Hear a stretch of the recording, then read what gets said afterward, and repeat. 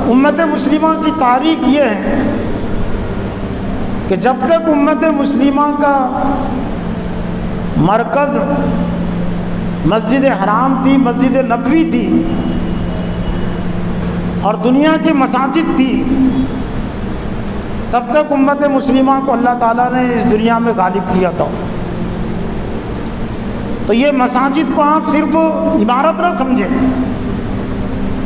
در و دیوار کی تعمیر نہ سمجھیں،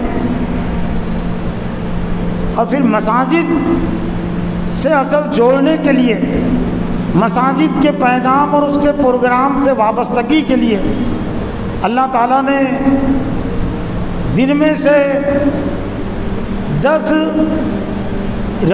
ربانی اجتماعات رکھے ہیں۔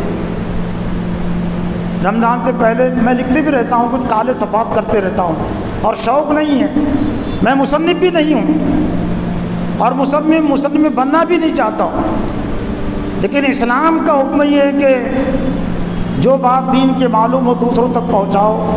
پہنچانے کا ایک ذریعہ تو یہ کلام ہے اور دوسرا ذریعہ قلم ہے۔ کلام کا بھی استعمال کرو، زبان کا بھی استعمال کرو، اور جن کے اندر کچھ طاقت ہے قلم کی وہ استعمال کرے۔ تو میں نے یہاں پر وہ لایا بھی، تحریر ہوں منتظمین سے میں نے کہا تھا 50 کاپیاں میں نے مسودہ آیا بھی، کتابی صورت میں وہ شائع نہیں ہوئی ہے۔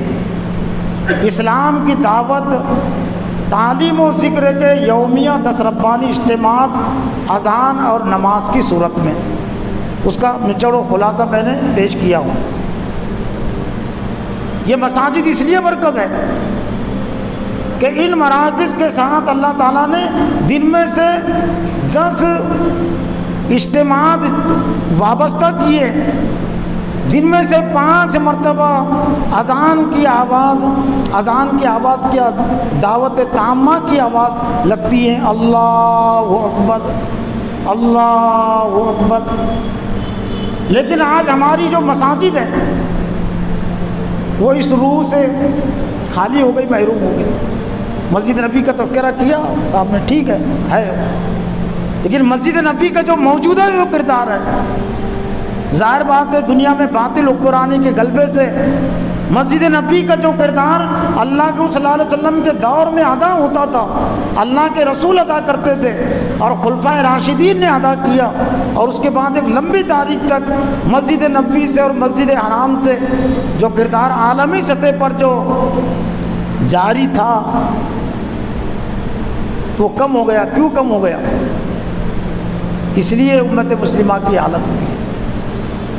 آج جو عربوں کی حالت جو پستہ ہوئی ہے، کہاں طور سے سیاست کے میدان میں مالدار تو بہت ہے، لیکن عربوں کی یہی حالت تھی کہ جب وہ غریب تھے اور جو حاجی جاتے تھے اور ان کا بچا ہوا جھوٹا کھانا کھانے پر مجبور ہوتے تھے وہاں کے لوگ،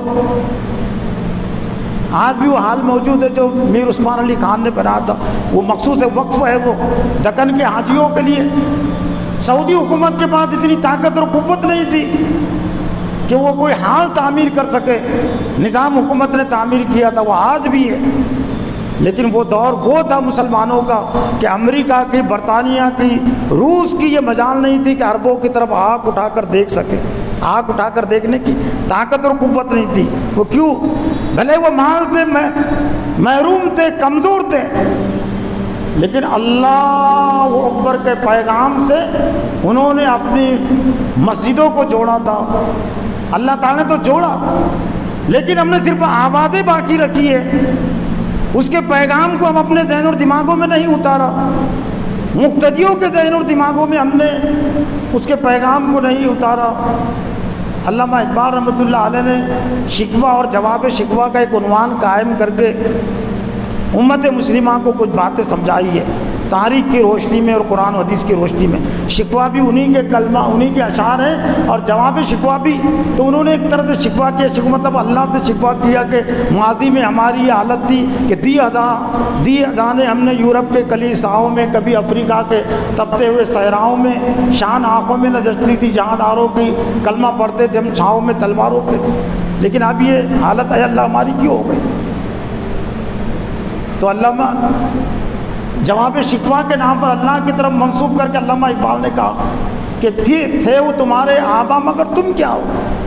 یقیناً وہ تمہارے آبا اور اجداد تھے جنہوں نے یورپ میں اذانیں دی ہے، افریقہ میں اذانیں دی ہے، لیکن تم ہاتھ پر ہاتھ دھرے منتظر فردا ہو۔ رہ گئی رسم اذا روح بلالی نے، وہ جو اذانیں تھی وہ روح بلالی لیے ہوئی تھی، رہ گئی رسم اذا روح بلالی نہ رہی، فلسفہ رہ گیا تلقین غزالی نہ رہی۔ مسجد مرثیہ کہاں ہے کہ نمازی نہ رہے، مسجد مرثیہ کہاں ہے کہ نمازی نہ رہے، یعنی وہ صاحب اوصاف حجازی نہ رہے۔ صدوت توحید قائم جن نمازوں سے ہوئی، وہ نماز ہند میں نظر بریبن ہو گئی۔